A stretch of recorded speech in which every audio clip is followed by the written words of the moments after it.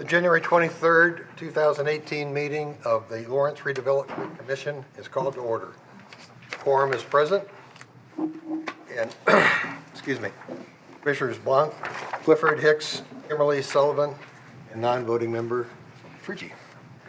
On behalf of the RDC, I would like to welcome our newest Commissioner, David Blanc. We look forward to working with you, David. Next on the agenda is the election of our RDC Redevelopment Commission officers, President, Vice President, and Secretary for 2018. May I have a nomination for President? I would so move to have you return as our Chairman or President. Which is your official title, Chairman or President? President. Okay. So I would. Second. Second. All in favor? Aye. Vice President, I would like to nominate Brian, kind of return the favor in a way, Commissioner Hicks. Okay. And do I hear a second? And Mr. Kimberly, second. All in favor? Aye. Aye. And I'd like to nominate Bruce Kimberly for Secretary. And just Second. Second. Second. That was quick. Careful. All in favor, show of hands. Aye. Unanimous. Thank you very much, gentlemen. Next is the approval of minutes for the December 12th, 2017 meeting. The commissioners have reviewed the minutes. Are there any questions concerning the minutes?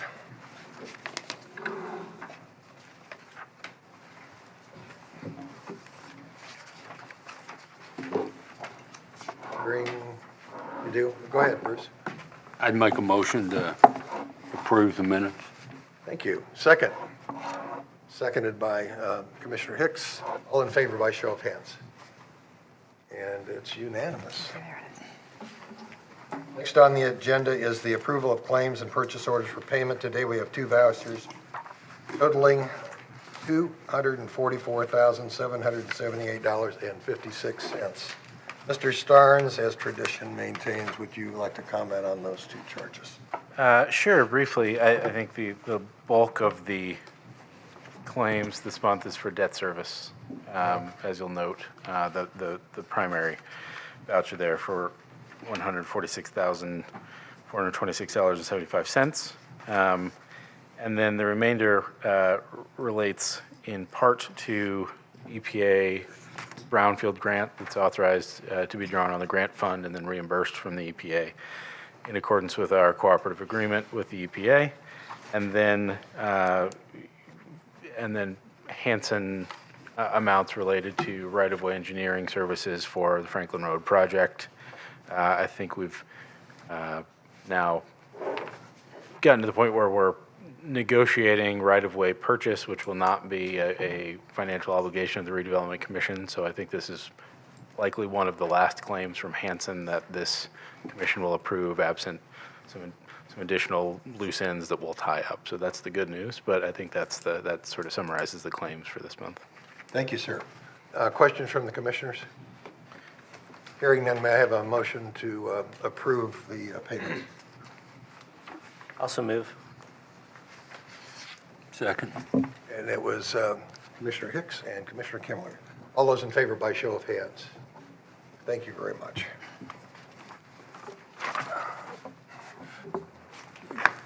Could I ask a quick question?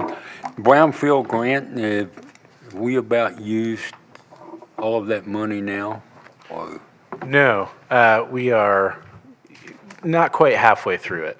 Oh, okay. And we'll have some additional claims. We had them, the contractor under that grant, do some research and evaluation of some data on the East 59th Street site, and we had them do some field work on a site on Post Road and the site on Shadeland. So we'll have some additional amounts coming through that may get us a little under half, but we still have a decent amount of funding under that grant.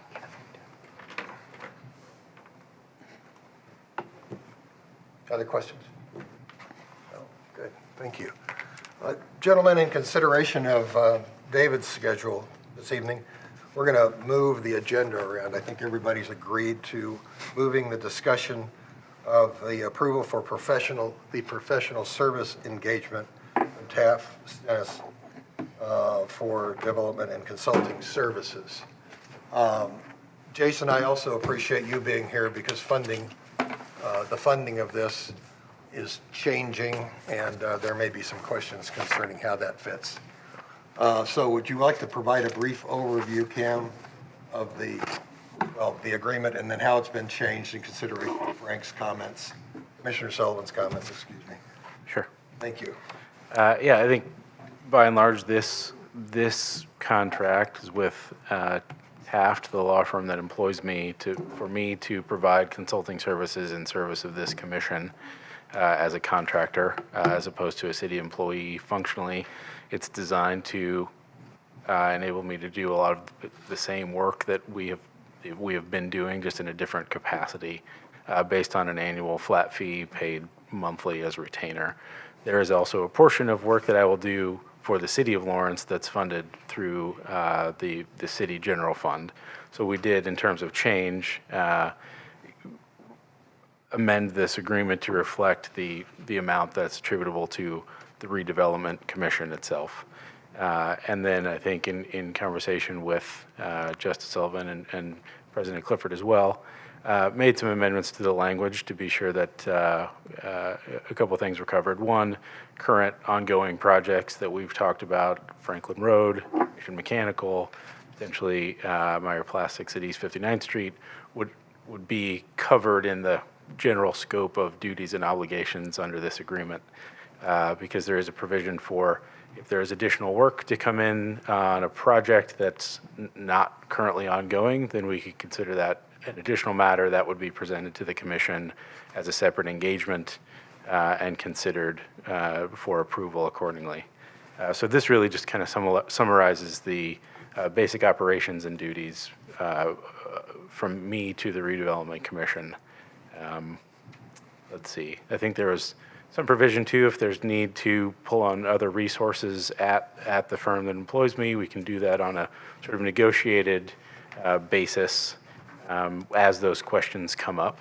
But I think other than that, it's designed to allow for a fairly seamless transition to me as a contractor as opposed to an employee, and otherwise providing a lot of the same services and fulfilling the same role.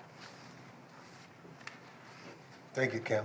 Thank you. There were a couple of other items that weren't specifically addressed by the changes that have been made. One is the budgeting consideration. You may have noticed, if you've had a chance to be on the internet, Commissioner Kimmerly set out a note saying, well, how did they get to the distribution? And Cam, I'm going to be speaking for you here, so if I'm not saying this right, you can feel free to jump in. Okay. Another item that was brought up by Commissioner Sullivan had to do with the budget, and shouldn't we have one? And I'd like to kind of address those because those are a couple of things that you may or may not remember. Early in our service to the commission, this was the year before last, shortly after I started, I asked the question about the budget. Why don't we have one? And the answer I received, but I can't tell you from whom, okay, was because we don't really have any operating expenses that aren't covered in association with specific projects that we have to approve. That's said another way, the city has traditionally covered all the expenses for CAM. We have no other operating expenses except those that are specifically related to projects that we approve. Another item was that was brought up was how do we get to the point where we're paying $42,500 and the city's paying a lesser amount for the total cost of CAM for the year? And the only way I can answer that is that it was the best guess that CAM could make. And that has to do with the projects he's not been involved with so much as the projects that he sees himself being involved with in 2018. And as he goes through his staff report today, he'll, by way of review, he'll cover some of those things that he's involved with now, and how those things that he's involved with kind of as a continuation relates to this agreement, okay? Then lastly, the three things that are of a concern is, how are we going to pay for this? This monthly amount that we're coming up with is not something we're used to seeing. It's not specific to a project. It is an operating expense. So now we're picking up, if you will, a budgetary item that you would normally see, not associated with a specific project, but associated with the activities of the RDC. Question one, do we have the money to pay for it? And as you read this, I mean, we've got money to pay for it, certainly. The question raised by Commissioner Sullivan was, are we able to spend that money? Is it within our authority to spend a portion of that money? And that's something I'm going to have to defer to Cam and to David on, because that's a legitimate question. The only experience I have with that is the experience from service to the Fort Harrison Reeves Authority, where a certain percentage of the TIF money that comes in can be spent on administrative expenses. So would you comment on that, please? Yeah, the statute that allows for the establishment of redevelopment commissions anticipates that a redevelopment commission would hire staff to basically perform the functions that CAM has performed up till now. It also specifies that the city controller is the treasurer of the redevelopment commission, so it does anticipate that the commission will hire staff, a director and staff. Okay. So, Jason, for all intents and purposes, you've run our budget, at least since I've been involved with the RDC. Now that we have an operating expense for the budget, and we have projects that we are currently engaged with, and as of December, really for the first time in 2 years, I'm told that our projects that Cam's going to cover later on are funded. Are we now in a position where we can develop a budget?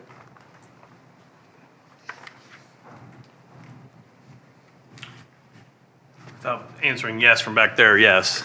Good. So we could identify individual activities, if you will, the Trades District, Franklin Road, and actually plug in.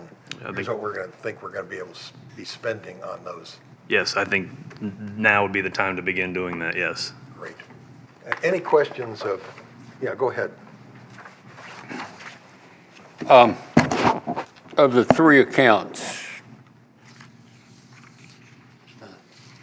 410 account is the Monarch Reserve is our redevelopment fund. It's pretty well restricted money, correct? Yes.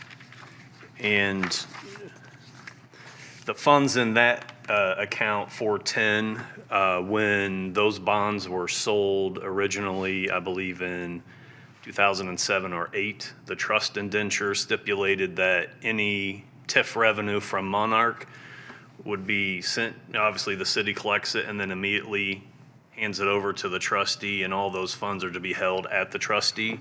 And then it also specifies if there are excess funds, what the trustee can do with those. So when you say TIF revenue from Monarch, you mean this would be the TIF revenue thrown off by the Monarch property itself? Is that what Correct. you mean? Yes. And the indenture requires that to be put in this, effectively put in this 410 account. Yes, and if you recall, I believe it was fall of 2016, I believe, the city of Lawrence had not done that up to that point. The trust indenture explicitly says this money needs to be sent to the trustee and held there. We were depositing it up through that point into the redevelopment fund 406, which is basically the Pendleton Pike TIF. And so we had the revenue from Monarch, the revenue from Pendleton Pike in there, and then we're paying both expenses for Pendleton Pike and Monarch out of there. So we separated that with the funds that belong to each account. So we now have that in that 410. And the average general revenue that goes into the 406 account is about $360,000. It's a little higher than that. I'll give you the last 4 years. In 2014, it was around 450,000. 2015 was 481. 2016 was just under 400,000, and then last year was about 461,000. Okay. May I? And what's the 408 account? The 408 account is a debt service reserve fund. The city of Lawrence sold, which is the only bond that's backed by the Pendleton Pike TIF. They sold a roughly $2 million bond issue in 2011, which required a debt service reserve fund. So that money in 408 is to, hopefully it never happens, but if the city misses a debt service payment on the one bond that's now supported by the Pendleton Pike TIF, that's what that reserve fund is for. And what was the use of proceeds on that bond? You know, I don't have a specific answer to give. I know we've tried to determine what the, What was the principal amount of the issue it's again? about a little over 2 million. Uh-huh. If you look at the official statement from the issuance in 2011, it just kind of gives a general description of, you know, infrastructure in the redevelopment area. So I don't have a specific answer. Then the debt service is the debt service on that bond is still outstanding. Correct. And the debt service on that is paid from the 406 account? Correct. And so that would be a hit to this $400,000 of annual revenue. And the debt service is about 160,000 a year. So that's probably where you got your 300. Actually, sounds more like 240. Yeah, Right? if you want to term the So- net revenue available, yes. So net revenue available, Mr. President, to the Redevelopment Commission sounds like it's about $250,000 a year after debt service. Yes. And that goes in the 406 account. Now, that's called redevelopment capital. Why is it called capital? I don't know. But there's no restriction on it, only to capital expenditures. Maybe that ought to be renamed or something like that, redevelopment operating account or something. Believe me, I'd like to rename several of our funds, but when the system was set up in 2010, I don't think it would require way too many man-hours to get. Do you think we ought to, now that we are sort of having this operating, do you think maybe we ought to add a fourth account that would, that, in other words, segregate the debt service, segregate into a Pendleton Pike TIF debt service account, the debt service, and then have a separate account for this remaining 250,000 or whatever it is, just so we can keep clear in our own minds what we really have available to us to spend and what not? We could. I'm not particular. I mean, I could change the format of our reports to reflect the amount of revenue that's required to service those bonds, and then show that as a net revenue available. But I don't. For our internal purposes, it wouldn't matter to me. Yeah. Well, that's fair enough. What about what do we have? What do we have ahead of us? We're spending the money we're spending on the Franklin Road project. That comes out of the 406 account? Currently, it is, yes.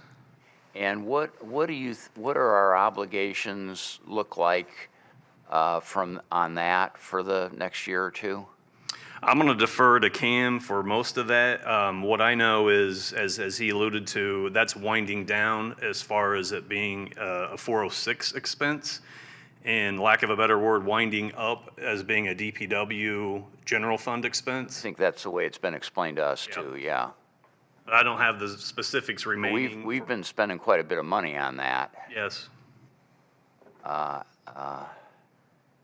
It has gone quickly. It was pretty compressed to get to a point where we could make the schedule under the federal funds that'll come in later as part of construction. So we did compress the preliminary engineering, which is what we funded, if you'll recall. I think late 2016, this commission authorized a professional services engagement with Hanson with a not to exceed of,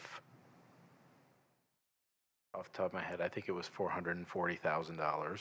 So that's been over the course of 2017, most of those funds have been expended. So I'll be able to report to you in February where we are in that project, but it's very much waning just in terms of what the scope is that the commission agreed to pay, which was specifically preliminary engineering.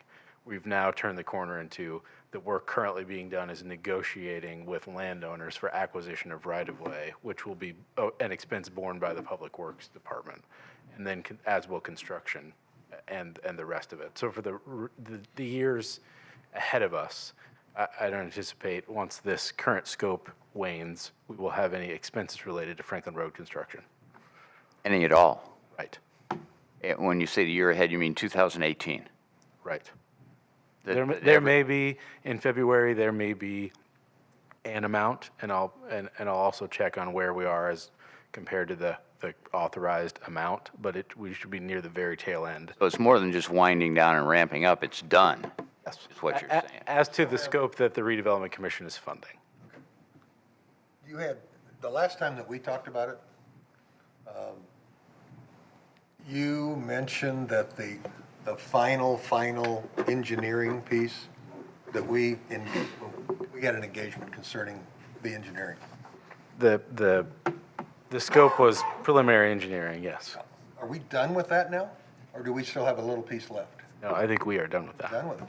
Thank you. So as to invoicing schedules, et cetera, I wouldn't be surprised if we saw a few more bills trickle in over the next month or two, but that work is done. And now it is negotiating with landowners about right-of-way, which is a public work expense. Great. Good discussion. Jason, earlier last year, we changed the TIF, was it last year or the year before? We changed the TIF route on the east end. Are all the TIFs that we have with the exception of Monarch, included in the 406? Yes. Okay, thank you. And it is just the one, we expanded it, but it's the same, Right. same district. I didn't know if there was any segregation there or not. And just so I understand, so the 42.5 will come out of the 406 account? Yep. And the net, I believe the net number per year has been kind of averaging about 250? Plus or minus, yes. And really closer to 300, actually. I think revenues for 1 year there were 400. They've mostly been 450 and above, so. Bruce? Just one other general question. Would it be possible to get a year-end statement for 2017 that showed all the expenditures by category? And even broken out for the contracts by contractor, just so we can get an idea of what are we really spending on an annual basis, so we can. Yes, I think that was sent out, was that yesterday? Or today, maybe? Today. Today. So there is the year-end statement that's comparable to what you've been getting on a monthly basis in terms of detail. If you want further detail on those expenses, the only real category is that other professional services, and I can certainly provide a breakout of what, that money went to. The rest of it, I think, is self-explanatory. The debt service we just talked about, which is the one bond that's out there. So this, on this page 2, the statement you've just described is what's page 2 of this report Yes. we have. Now this shows operating receipts for 2017 of 461 and disbursements of 440. So where do we fit 42.5 into that? If you look at the first line item under disbursements, which was legal, which I think was a lot of quiet title work that was being done, and then the other professional services, which is the 177, which was the bulk of Franklin Road, which is winding down. So I think that number would be considerably smaller in 2018. I see. So the category the account that, if you will, that fits into his other professional services? Correct. Very good, thank you.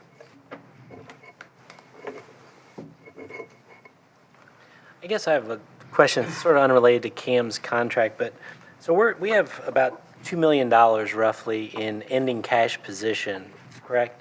In total, And I don't see, and I know you know, but it's not here, what kind of interest rate are we getting on that money, and where is it? so, I believe, I haven't checked the 408 account, which is the debt service reserve, but I believe that is also part of our we call it internally the Chase operating account, which the city of Lawrence basically has two main bank accounts, a Chase account and a Huntington account. Huntington's for utilities, Chase is kind of for everything else. 406, I believe 408, currently 410, all three of those are at Chase. So we pool all the funds in Chase, which is why we account for those by fund, so we know who has what.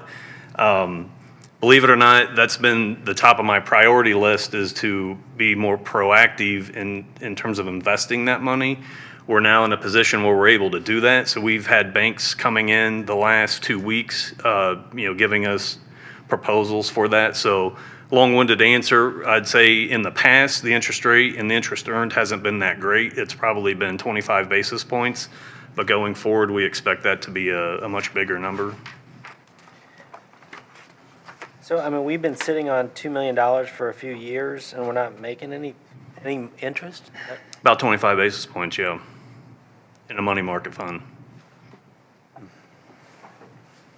And I would say good luck to anybody else who came in the last 2 years and decided on day one to invest, because we had no idea how much money we had. No, I understand. Yeah, I think it'd be easy to sort of look at this in a vacuum and discount the amount of sort of background nuts and bolts work that's had to be done to get clarity around how much we actually do have to do. No, I understand when a new administration comes in, that you've got to figure out where you are and pick up the pieces. I get it. I'm just trying to figure out, I mean, we've got some history now, months behind us, that we could, I mean, $2 million is $2 million. It seems like, Yeah, for sure. So what you're saying is, in the future, we're going to see a new light item here, Correct. says is interest. Interest. Great. That's great. A good question. Anything? Mr. President, I have no more questions for the controller. Thank you very much. Thank you. Thanks. Very much for being here. Thanks, Jason. Do we have questions for Cam?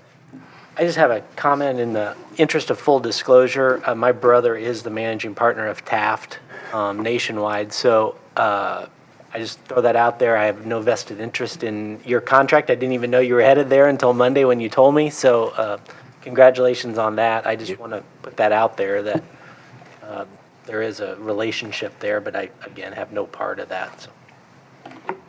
Great. Mr. Chairman, I think we need a budget. Whether or not everything we spend is related to a project or not, we're still spending money, and even on those projects, whatever we spend on them still has to be within our revenue stream.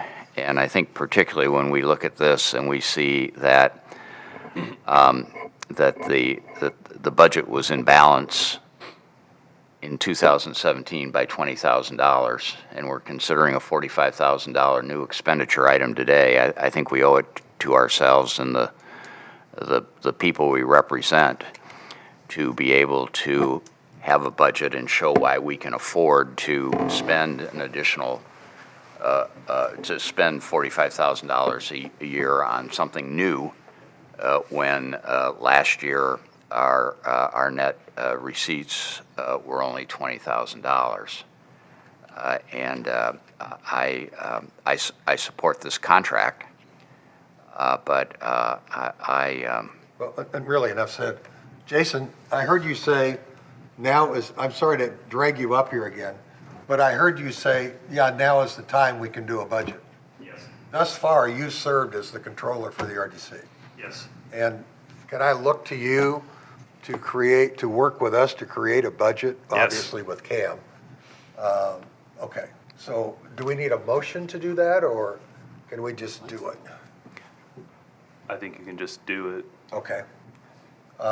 So, Cam, you've got, based on the discussions that we've had over the last months, you've got the data we need to do the budget.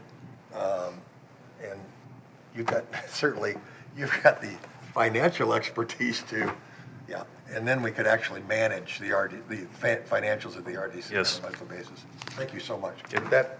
Would that suffice?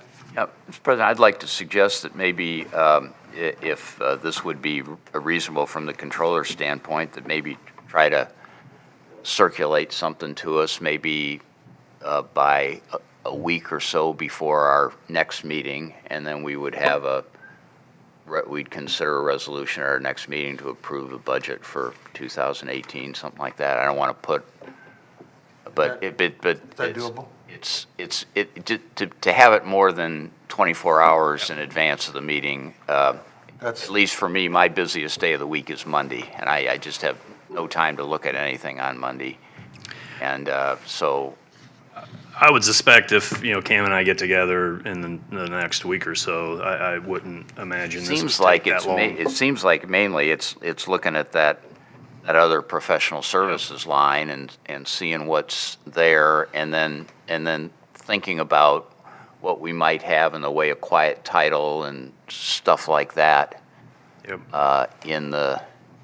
In the year ahead. It doesn't look like it's. No, that's exactly right. And I think both of those line items that were the main drivers of costs in this past year are really exhausted. We actually received word recently that we were granted summary judgment on a quiet title that had really been contentious because we had pro se plaintiff kind of contesting it. So that one has sewn up. So both of those line items for professional services, the legal and the other, which pertains to Hanson, will be dropping off. So, and that's the good news. So I don't think it would take too much time to make sure we know where we stand on those and look forward. I don't know that there are really outstanding obligations for 2018 that would drive those costs apart from this that you're considering today as an operating expense. Would it be appropriate to include projected project-specific developmental costs in the budget? Yeah, I would certainly think that's appropriate. It's also a little tricky, but It is, absolutely. but yes. Okay, could we also do that? Yeah, we'll sort of the big number. we'll look to incorporate that in any way that we can that would make sense. Yeah. Thank you. So, a couple weeks, is that reasonable? It's fair. Okay, thank you so much.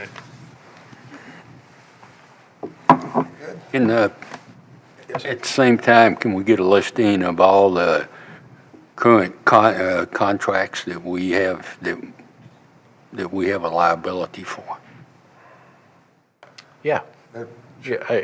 I think that would be certainly summarized in that, because I don't think There's not that many. there will be any, apart from this one, as those exhaust. Yeah.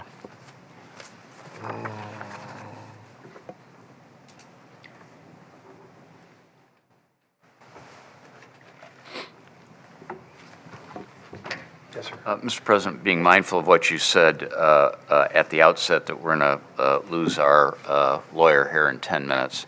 Correct. Wonder if I could ask Mr. Johnson about the, if we do have quiet title issues or real estate issues arise in the year ahead, would it be your expectation that we'd look first to Taft to do that work? I honestly don't know where we would start looking at. The ones that we've done in the past have been to transfer over to the CDC for Habitat, and we've worked out I think we've worked out. I'm talking about the legal services. Right, but I'm saying I don't know that we'll really accrue legal costs on those, because I think we've worked out a new system where the RDC will, through, I think the CDC purchasing title insurance, will be able to forego those costs on quiet title actions moving forward. So, and I would that's, anticipate and that's that we would. that's mostly what that $79,000 was? And so you would expect that to be think sort of that's all of zeroed out because of this new system? That would be my expectation, yes. Okay, well, That helps. that's certainly good news. It was a priority. Those were a lot of costs last year. We wanted to keep those in check a little more. And I think, given that, primarily we've seen tax delinquent properties we've been able to get a hold of passed to the Community Development Corporation to work in concert with Habitat to get them redeveloped, and part of that's steered by the ultimate owner and what will they accept in terms of title. And I think we've found a way forward through a different kind of title insurance product that Is that through Meridian Title? I think First American. Is it? Yeah, that's a little more suitable to this kind of tax sale property that should suffice for all the parties and keep our costs very much lower. Just sort of to follow up on that, one of the things that I will say is attractive to me about this is that over the course of the last year or two, we've had a number of contracts come before us to set up arrangements with various law firms to do various kinds of work. And my hope and expectation would be that we could now look to Taft to do those things rather than have these contracts with these other firms here and there. Is that the way you would anticipate this working? From my perspective, we've not had those conversations. I think it would depend on the project. But yeah, it's something that we would definitely look at. So you're thinking that at this point, it's possible that you would come to us with a contract to hire another law firm to do something in addition to Taft for us? Yes. Okay. Well, Possible. I don't know. I've not really thought about that. I just want to say, Mr. President, that it would be my hope that we would look to Taft first, that would be the most efficient way for us to proceed, and that I would be, I just want to say in advance, I'd be sort of reluctant to support something unless there was some reason that Taft wasn't available for us, and that's sort of the way I looked at this paragraph 2 of the agreement. I agree. Well, it's no secret that I agree with you. Based on what we've done over the last couple of years, that would seem by far to be the most efficient. It would save really everybody's time. If for no other reason than Cam is so familiar with what we need and can direct the activity. And that's really part of his job, as I see it. So, but I'm not on the legal side, David, that's you, not me. And I do think the contract speaks to that potential. It's Yeah. up to the commission, certainly, and the administration as well. So is there a conceivable scenario where you might want to hire somebody else? Sure. I mean, I think that's all I hear David saying. But I think, in conversation about what the language is, there's that potential here should the commission choose to use it. Any other questions for David before he has to take off? No? Any other questions concerning the agreement? May I have a motion? This is fully satisfactory to you. Yes. You recommend that we approve this? Yes. May I have a motion to accept the Taft agreement? So moved. Moved by Commissioner Sullivan, second? By all three commissioners. All those in favor by show of hands. It's unanimous. Thank you very much, gentlemen. And thank you, David. Thanks, Dave. And Jason, thank you.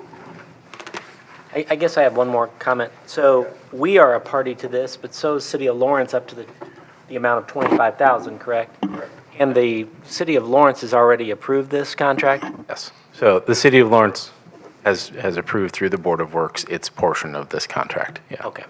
And in fact, we clarified that that's why you had a late sort of amended edition that I handed out prior to this meeting. This one is specific to the Redevelopment Commission. That contract says City of Lawrence, So will this amended one that, and by the way, Frank, thank you for the suggestions and the comments and the changes. Will that go back before DPW or whoever else needs to sign? no. So This speaks only just the to- RDC portion. This speaks only to RDC expenditures, and RDC can approve those without further approval. So, Go so ahead. just to clarify, there's a Sorry. sister contract that looks very similar to this one to the tune of 25,000? Yes, I mean, that, in a manner of speaking, I think that makes sense. Which speaks to the fact that there are certain sort of responsibilities that are more city functions and not related to this, but certainly the bulk of my work flows through this commission because it controls most of the economic development tools that we have. So in terms of dividing the costs, there are some ancillary functions that I perform on behalf of the city itself that are covered in that agreement. This is really about my work with you all and on project moving forward. Staff report. I'm sorry, Oh, Mr. sorry. President, just one last thing. I wonder if we could ask Cam to, maybe, Brian, this is sort of what you're getting at, to keep track of your time as the year goes along, allocated one and the other. I'll be happy to do that, yes. And then if it turns out that you put in more time for us, we'll keep the contract just the way it is. Right. If it turns out that you put in more time for the city, we'll renegotiate the rate for next year. Oh, only downward, huh? Is that- And to your point, I have asked Cam, and he has agreed to provide a monthly activity report for us so that as the year rolls by, we can attest to how satisfied we are with this agreement. Okay. Thank you. Staff report. Yes, thank you. And the first item is, I think, given that we switched things around, Jerry covered, I really just wanted to welcome David Blunt to the commission and speak a little bit to who he is. Graduate of Lawrence Central High School and of Hanover College. The mayor told me I had to say it.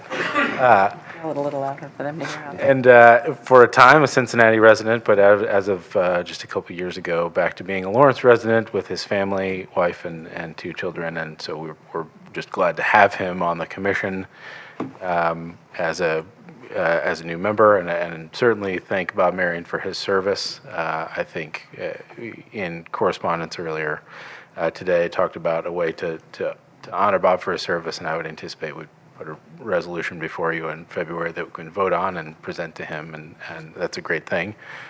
He was happy to step down after his years on the commission, and we're glad to have a new voice, good, active Lawrence citizen looking to, I think, make Lawrence a better place, as you all are, so I think he will fit in very well. Welcome, David. Thanks for being here. And second, staffing changes we kind of got ahead of as well. This speaks to the sort of engagement and the arrangement of me as a contractor as opposed to a city employee. I think functionally it will be very similar. I would also mention in the context of staffing changes that I understand the Fort Harrison Reach Authority has selected its new executive director and director of operations and will be installing them shortly here moving forward. I believe Heather Milliken will stay on to direct operations there, and the executive director is a woman I've not met. I think she comes to us from Marion, Indiana, as a planner and economic development person, and I know the Reuse Authority Board's excited about her, so we'll look forward to coordinating our economic development efforts and moving right along to speak to that as to things to look forward to in 2018. I've begun to work with a couple of local business owners and the local chamber to really kind of develop some hyper-localized data that we think could be impactful to developers and prospective tenants and brokers that work in the area of Lawrence. In a lot of ways, it can be hard to differentiate what's going on in Lawrence from Marion County, given that it's in Marion County, or from Indianapolis, its big neighbor there to the southwest. So I would anticipate the new FHRA director being part of that. Part of what we want to show is there's some positive growth happening in tech and some other areas. There's a good demographic in terms of younger and middle-aged people moving back to Lawrence.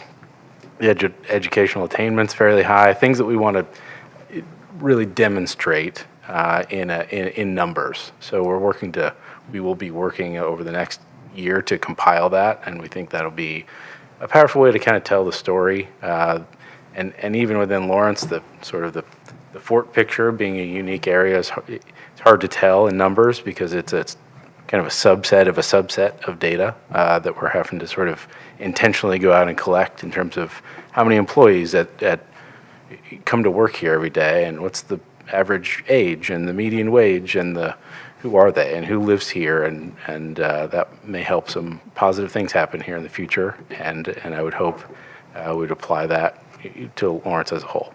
So I look forward to working on that and cooperating with a couple of different stakeholder groups in that way, and something we can host as data that on our city website, and that I will be able to present to you all so that you see what we've been doing, and maybe that's something that you all would like to have copies of and be able to show around to the people that you interact with.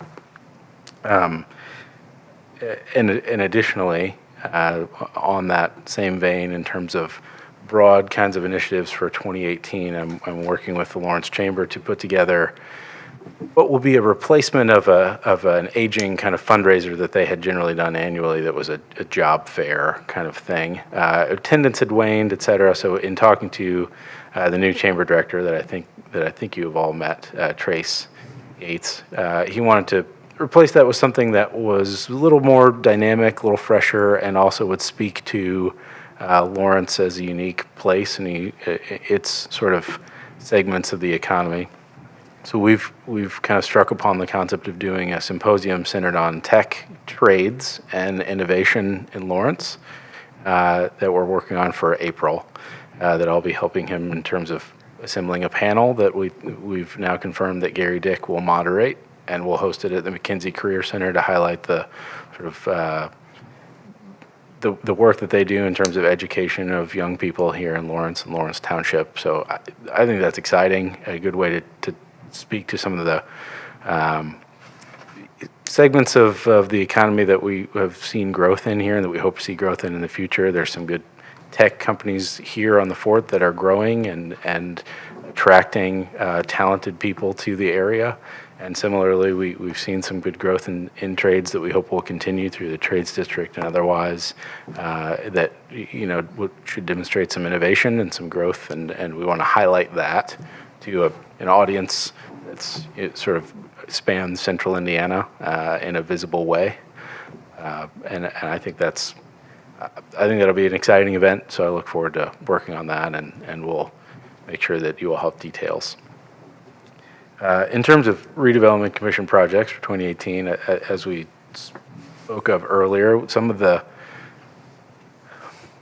maybe less fun things like funding preliminary engineering on the Franklin Road project that we knew were important to do for the future of the area. We look forward to sort of expiring in terms of financial commitment from the Redevelopment Commission. That project remains a little bit ahead of schedule and on track. We'll see right-of-way acquisition begin in earnest and take up a good part of 2017 so that we can make a bid package through the state in late 2018 to then start construction in 2019 on Franklin Road. It's a project I think we've come to feel good about. So look forward to seeing that happen and also to our piece and certainly our financial stake in it sort of coming to an end. As we did mention, I think in the last meeting, it's in the 2018 budget for DPW to be able to meet its match portions of right-of-way acquisition and construction. So that project has a way forward and will happen and be positive. I did receive recently, in terms of other projects that were ongoing, received some good news. The parties that had been negotiating over purchase and sale of the East 59th Street property at 59th and Sunnyside have sort of rekindled their negotiations and in fact have begun negotiation of a purchase agreement. There's been a letter of interest or letter of intent signed and tendered from Meyer Plastics to Mitchell Group. So we will continue to monitor that and work on that deal moving forward. I would anticipate that we may have some more details to talk about in February, but we look forward to see that get to its next phase and maybe even see some dirt moving on that property in the spring of 2018. I think their schedule is very aggressive, but it could happen. So the private transaction seems to be moving ahead, and we've considered some economic development deal structuring as far as that goes that we'll be talking about in more detail later. So that's back on track and good news. And then certainly I think the primary objective will be the trades district. It's a concept that seems to have some momentum. Mission Mechanical will be working in earnest in 2018, having closed on the building. I know I've been monitoring their permit applications at the city of Indianapolis and here to be beginning their demolition work and some of the work they'll do inside the building. I think we've all seen the rendering of their proposed sort of final product there for that, that I think looks very positive and exciting. I think their timeline shows that they'll be completing a good portion of that this year. And I think, I don't know when we might have a ribbon cutting, but I'm sure we will have one, and I think it'll be a good story to show a positive reuse of a building that would otherwise probably still be sitting vacant and as an eyesore, as opposed to an active and productive employer in the area. So that's good. And then certainly we really hope to have a good anchor development there on 7600 Pendleton Pike site that I think is close to being sort of within our grasp in terms of chasing. So I look forward to hopefully some details from there. We talked about a prospect that had been shown some interest. I have some follow-up conversations with them next week and the week after, and hope we get some positive signs and maybe move toward a competitive disposition of that property toward that end. Meanwhile, utility work will be underway on that site to reroute sanitary sewer to the western edge there and get it out of the way of future development shortly, which is positive. That bid was awarded in December, and work should start soon. Some of the nuts and bolts of making that site a more attractive place for development. So I think that certainly that anchor will be a key piece, and hopefully we have an excuse yet this year to work to advance the trades district even further. I think we're at a point where we'll start looking at media communications and getting the word out there in a more public, broad way. Hopefully we'll have some things to show for it and some reason to be loud about it, and hope that continues to spur some interest in future development. So I think that's kind of what I see both on the broader kind of policy levels, the economic development in Lawrence and the fort, and also projects coming up in 2018. Cam, thank you very much. Thank you. Any thoughts from the commissioners? No? Next on the agenda is the adoption of the 2018 RDC meeting dates. My suggestion would be that we adopt these knowing that we might have to negotiate so that we could all participate to accommodate our conflicts later. Okay? So can I have a motion to approve these meeting dates, please? Right, I got 'em. So moved by Commissioner Hicks and second by Commissioner Blanc. And all in favor by show of hands. Thank you very much. Any other business to come before the commission? There is one last piece of business that I'd like to offer to the commission. Bob Marion has faithfully served the City of Lawrence Redevelopment Commission for several years. With this thought in mind, I would request the commissioners consider approval of the following resolution. Be it resolved. The City of Lawrence Redevelopment Commission would like to recognize and thank Commissioner Robert Marion for his service and dedication to the commission. Sounds good. How does that sound to you? Mr. President, I think that'd be great. If I might make a suggestion, maybe this could be prepared in such a way that all of us could sign it. And maybe the mayor sign it and the city clerk as well, and present it to Mr. Marion at an appropriate occasion. That's a great idea. And, You know, with a fancy seal and yeah, the whole 9 yards. Proclamation? yeah, like a proclamation. Yeah. Yeah, that's an excellent idea. Great, let's do that. Thank you very much. And move approval of your resolution, or that No, that's fine, your idea was better. needs but you can- well, I think it'd be good for our minutes to show that we passed a resolution to that effect. Okay, well, may I have a motion for? So moved. So moved. Second. All in favor? Aye. There we go. Thank you. Okay. And if you want the words. I'll review it on the tape. Oh, okay. That's fine. Very good.